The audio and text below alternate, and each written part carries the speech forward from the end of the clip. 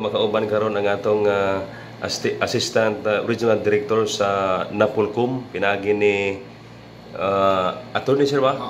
Attorney Ramon Alfredo de la Cruz. Okay, Attorney Ramon Alfredo de la Cruz.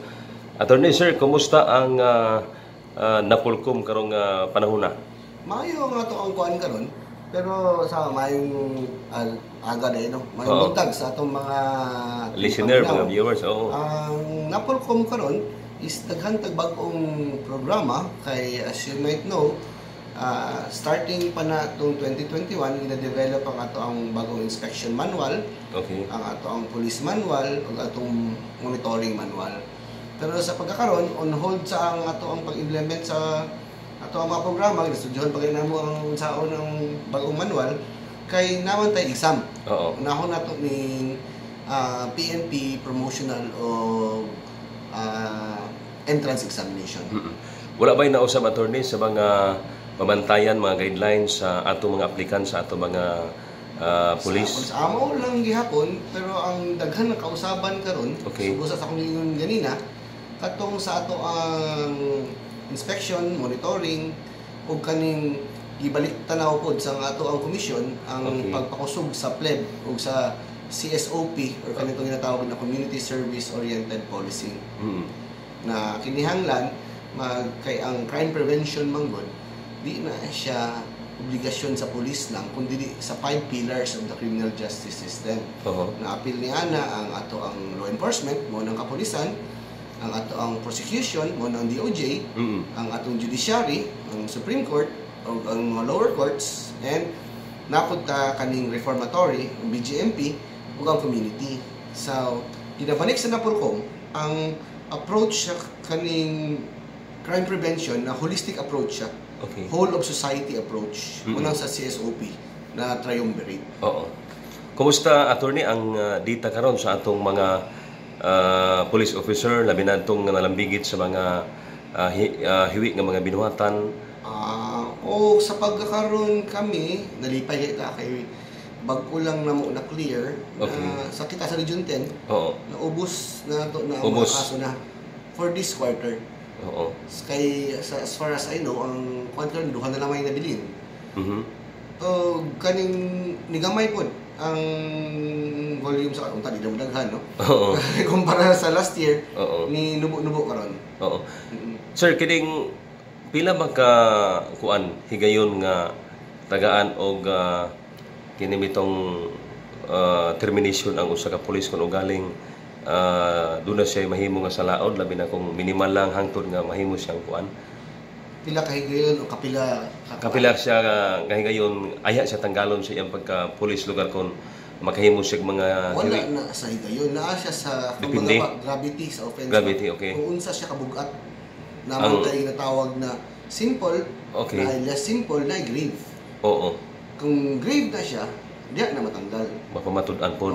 Tapos naman po na siya naman tayo natawag na mitigating or aggravating circumstances. So, i-balanse na siya. Pero so far karon ang atong Police Regional Office team ni-decrease ang kaso sa mga nalambigit sa mga illegal nga binuhatan. Nalipay may pag-ayuan na sa report sa Central Office, dili naman siya. But actually, kung i-compare nimo siya itong bag-o ko diri, pare-pareha lang gyapon, paana-ana lang siya. Pero this year, ni Nubo, siya na nakapas naman ang ato ang opisina. Kay maugad kami ginaingon na dugay ko no. Kay kung isipon nimo, ang ato ang manggod, ang sa Napolcom, is ang komisyon nato isa lang kabuk nga lang sa Manila tanan. Unlike sa ubang komisyon sa NLRC, sa DAR na ay Luzon, ay Visayas, na Mindanao, ato dito tanan pasaka sa taas.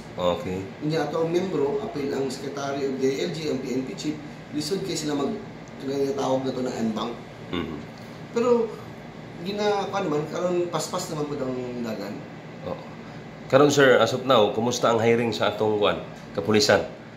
Hiring, wala pa tay kota. Wala pa kota wala pa ipagawas for this year. Pero basi karon mga later part of the year. kaya to man ang ginapas permi na kaning na ay mas tawag na to na masakto ang police to population ratio.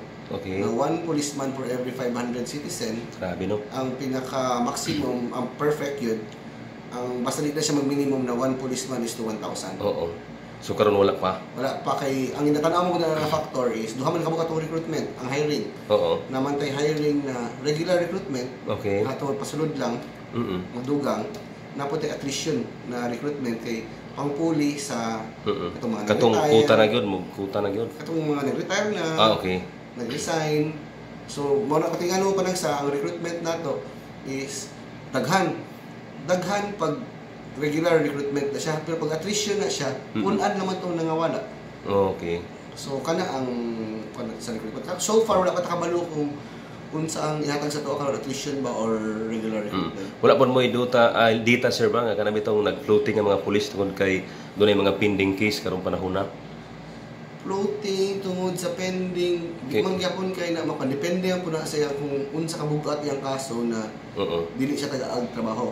Okay. Pero kan gagmay lang pud na kaso kay masayang pud ang kuan, masayang ang pasweldo kay wala pa naman ang kaso, wala pa nahatulan.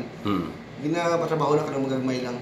Kanang gagmay lang yung mga minor infraction lang. Oo. So tinuod na sir kanang attorney kanang kuan siya, ibalhin siya sa uban nga area. Dili po. Dili po. Ang ginabuhat ana is mabantay siya sa kampo. Inana. Ana lang di po dili balik mi siya dito magatubang sa mga tao kay siya pinapa siya kaso. Okay. Tanawon sa nato kung kuan. Attorney sir, basig doon na pa'y wala pa nato nalakbitan. Go ahead sir. Ang amo busa itong ingon ako mo kanina. Oo. Di ba nga ito mabalaan nga nung nigamay ang kaso o nung nitaas? Okay. Duha ka posible na factors na. It's either nahadlok sila magreklamo or wala na yun. Oo. So, amo ang ginakuan sa mga atong tigpaminaw na kung naamoy reklamo, adto diri sa naang napolkom. Diri sir. Maminaw. Pwede sila diri. Oo. Diretso. Sa ato mga... Pero ayaw po ng mga reklamo na kanang napoy tayo basihan. Kana. No? Kaya ang may tabo po kanang bisag gamay lang kayo na kanang personal na ninyo na unsa. Bangi, dagan dayon. Na diri, mapuno puntaan ang kuan. Kanang... Pero sa advice ni mo na attorney, kuano lang gyud, husayon na lang gyud. Depende na mga sa... minimal nga... Depende na. Kung ang ginatanaw mo gud nato is, ang ato ang basihan sa atong mga kaso diri, kay kung tanawon mo kung dautan mo siya na tao, criminal case na. Okay. Sa korte na siya. Ang ginatanaw nato diri is, kung karapat dapat mo siya mahimong pulis. So, kana atong batayan. So, kung manamo yung reklamo, tanawon ninyo, kung iya bang gibuhat, dapat ba ba? Gusto ba nimo imong pulis ng anak? Muna imong ireklamo diri sa mua. Kaya atong tanawon. Oo. Sige. Sir, doon na kayo mensahe sa katawhan? Wala man siguro. Kaya basta nga mo alang diri na naadili ang napolkom ninyo, kauban ng kapulisan, kaya we work hand in hand with the PNP to clean the ranks. Kaya atong ang gusto man ni ani is, kaning ang atong kapulisan kanang haum sa programa sa panggobyerno ug ang sa kuan sa kultura ug sa sitwasyon sa mga citizenry, no? Kaning kumbaga pa mag-fit ang ato ang goals ba. So you have to make sure na we want this right kind of policeman serving us. The serving for the benefit not only of a few individuals or select individuals, but fit as a general to every citizen or every member of the community. Okay. Attorney sir, salamat kayo. Mayang adlaw nimo. Mayang adlaw po sa itong mga paminaw.